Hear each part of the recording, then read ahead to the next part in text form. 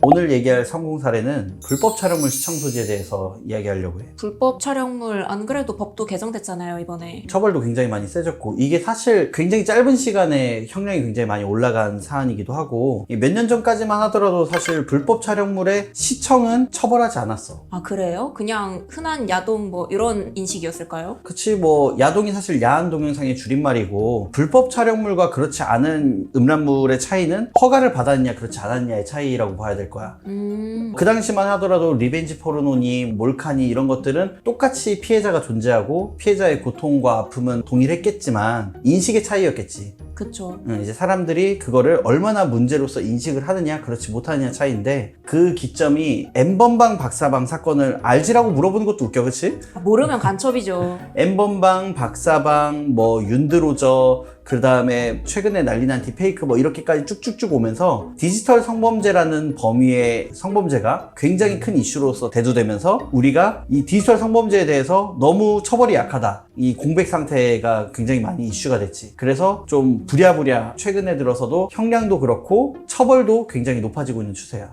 그 윤드로저가 뭐예요?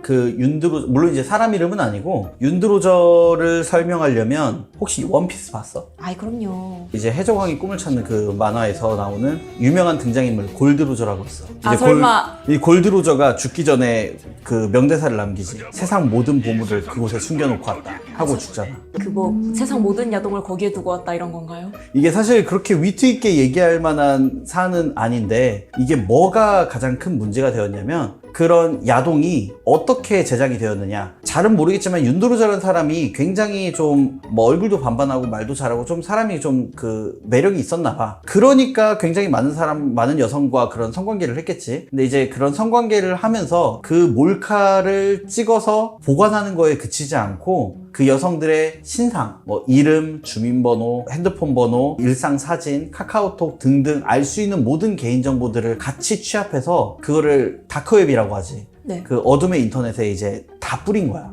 말만 들어서는 너무 심각한데요? 그치, 이게 사실 영상이 뭐 그냥 어두운 데서 실루엣만 나온 영상만 하더라도 본인은 알아볼 수 있잖아. 그쵸. 본인은 알아볼 수 있어도 이거 너 아니야 라고 하면은 비슷한 닮은 사람인가 보지 하면서 막 어떻게라도 해볼 수 있을 만한 그 원천적인 걸 차단하게 되는 거지. 무슨 이유로 이랬는지 몰라. 근데 그렇게 되니까 피해자들의 피해가 상상을 초월할 정도로 커지게 되는데, 이 윤도르저라는 이 사람은 수사망이 조여오니까 자살을 했어. 어머. 그러니까 이제 자기는 법적인 처벌을 받지 않고 세상을 떠나버렸으니까 영상만 남고 가해자는 없어지게 된 거야. 그럼 처벌도 제대로 이루어지지 않는데 그렇게 퍼져나간 거는 완벽한 삭제도 안 되잖아요. 그렇지. 윤드로저는 본인이 본인한테 지은 이름이 아니라 그 영상을 모으는 사람들이 정말 장난삼아 붙인 이름인데, 이게 어쩌다 보니 그게 키워드가 되고 그게 그 사람을 대표한 이름이 됐지만 사실상 그렇게 듣기 썩 좋은 이름은 아니지. 그러네요.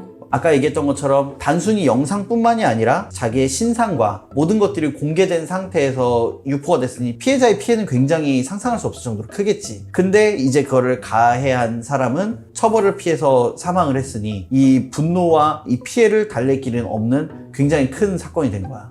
그래서 이 분노가 그걸 소비한 사람들에게 가게 된 거군요. 무조건 그렇다라고 보긴 좀 어렵긴 하겠지만 영향이 없진 않겠지.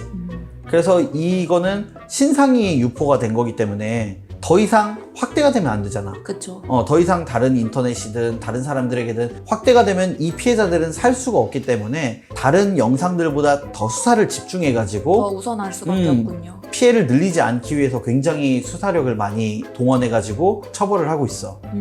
그렇기 때문에 오늘 얘기할 사례 중 하나는 그 중 하나인 크라브넷이라는 사이트를 통해서 이 윤도르저 영상을 받은 사람의 이야기야. 크라브넷이 사이트 이름인 거고 문제가 된 게 그 윤드로저 영상이라는 거죠? 정확해.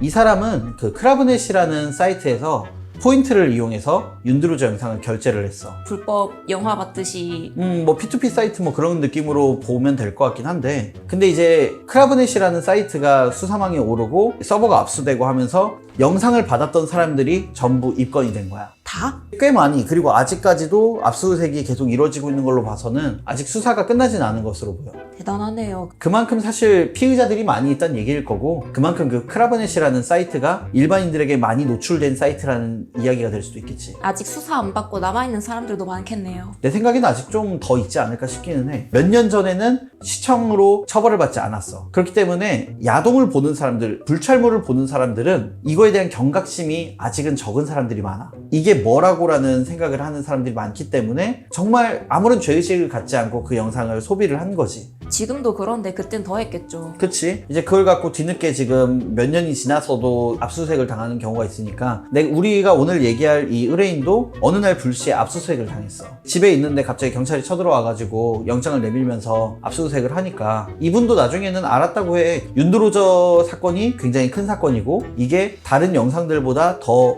엄중하게 처벌하고 굉장히 수사 의지와 처벌 의지가 높은 사안이라는 걸 알고는 있었지만, 그래도 자기는 이렇게 수사가 될 것까지 예상하지 못했지. 그쵸. 본인이 그 대상이 될 거라고는 잘 생각 못 하니까요. 그래가지고 이제 압수수색을 당하고 핸드폰 뺏기고, 그러고 나서 이제 인터넷에 검색하고 그러고 하다 보니까 다른 사람들이 처벌을 받은 것들, 그리고 또 이미 입건돼가지고 처벌받은 사람들의 그 형량과 이런 걸 보니까 너무 두려운 거야. 그래가지고 우리를 찾아오게 되셨어. 그분이 이제 얘기를 하는 거는, 맨 처음엔 사실 무혐의를 받을 수 있는 가능성이 없겠냐 이런 걸 물어보시는데, 사실 무혐의를 어떻게 받아? 알고 있었으면 더 그렇죠. 이게 무혐의를 받을 수 없다라고 말씀드릴 수밖에 없었던 게, 크라브넷에 윤드로저라는 워딩이 들어갔었고, 그 당시에 다운받을 당시에 이게 불법 촬영물임을 인지하지 못했다라는 주장은 오히려 굉장히 괘씸하게 보여질 수 있을 정도로 너무 유명한 영상들이었어. 그렇기 때문에 우리는 좀 의뢰인을 설득해서 이건 어설프게 무혐의를 주장하고 하면은 오히려 더 처벌이 세질 수 있다. 근데 이분이 이미 몇 군데를 다녀오셨는데 자칭 이제 성범죄를 전문으로 한다라는 변호사들이 무혐의를 주장하자라고 얘기를 했다는 거야. 위험하네요. 무혐의를 뭘 근거로 주장을 했냐라고 물어보니, 이게 문제가 되는 영상이란 걸 알고 있었기 때문에 그 이후로 다 지웠고, 한 번 보고 다 지운 거였고, 그 뒤로 다운받지도 않았고 검색해보지도 않았다. 그 말은 즉 나는 포렌식에서 나올 게 없다. 증거가 없다. 그러니 이제 뭐 증거불충분으로 무혐의가 나올 거다 하면서 이제 다른 변호사님들이 비용만 높게 부르면서 무죄를 받아주겠다라는 상담을 많이 받았다라고 하는데, 성전 카페를 운영하는 성범죄 전문으로 하는 로펌에서 왜 무혐의가 안 된다라고 얘기를 하는 거냐 이제 따지기 시작하셨지. 뭐 본인 입장에서는 최대한 낮은 거 아니면 무혐의 이런 걸 원하니까 그럴 수 있겠네요. 그치, 변호사 사무실에 왔는데 무혐의는 불가능하다라고 얘기하면 누가 기분 좋겠어. 근데 이제 그분한테 설명을 드린 게, 무혐의를 주장을 하고 싶다면 무혐의를 해드릴 수는 있겠지. 근데 생각을 해봐라. 그래서 압수수색 영장을 보면은 거기에 나와 있단 말이야. 몇 년도 몇 월 며칠 몇 시에 어떤 제목의 영상을 받았다라는 게 이미 증거로 되어 있는데, 이거를 받았다는 걸 안 받았다라고 얘기할 수 있냐? 할 수 없다. 그러면은 받았으면 이걸 몰랐다라고 얘기할 수 있냐? 스스로 얘기를 해봐라. 근데 그 당시에 받았다는 증거가 명백한데 지금 갖고 있지 않으니 무혐의다라는 주장을 하면 경찰이 어떻게 당신을 생각하겠냐? 혐의를 부인하기 위한 꼼수를 쓴다고 생각하겠죠. 그렇지. 그럼 이제 수사기관에서는 이 사람은 반성의 기미가 없고 재범의 우려가 있다. 이 말은 가중의 요소가 되겠지. 그렇죠. 그거를 잘 설득드리니까, 그러면은 왜 다른 변호사님들은 그렇게 얘기했는지 모르겠다 하면서, 나도 이제 그 변호사님이 왜 그렇게 얘기했는지 모르겠어요.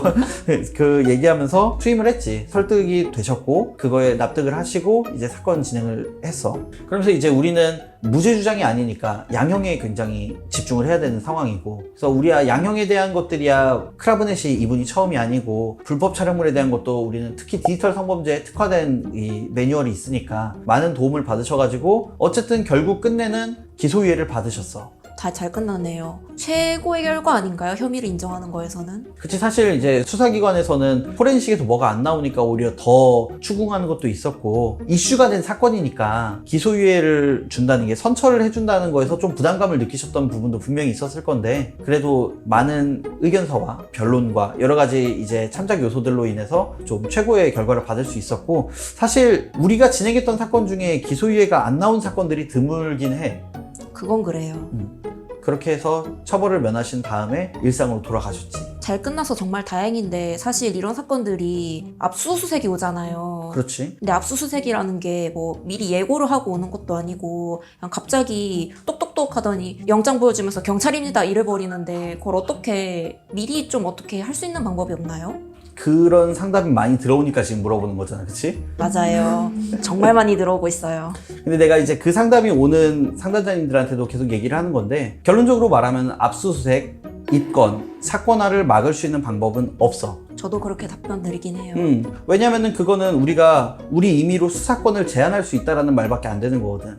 압수수색이 예정이 된다라고 한다면 압수수색을 당했을 때 내가 어떤 게 증거물로 체증이 될 것이고 어떤 혐의로 입건이 될 것이고 하는 예상되는 게 있으면은 그거에 대한 대비는 본인이 스스로 해야 될 부분이고, 다만 그거를 혼자서 하기 어려워가지고 미리 자문을 구하고 먼저 좀 도움을 받는 거를 우리가 가선임 형태로 도와드리고 있지. 뭐 저희가 어떻게 할 수 있는 건 없고 그냥 안 보는 게 최고의 방법이겠네요. 내가 그때도 얘기했지만 흠번 있는 것만 보면 돼.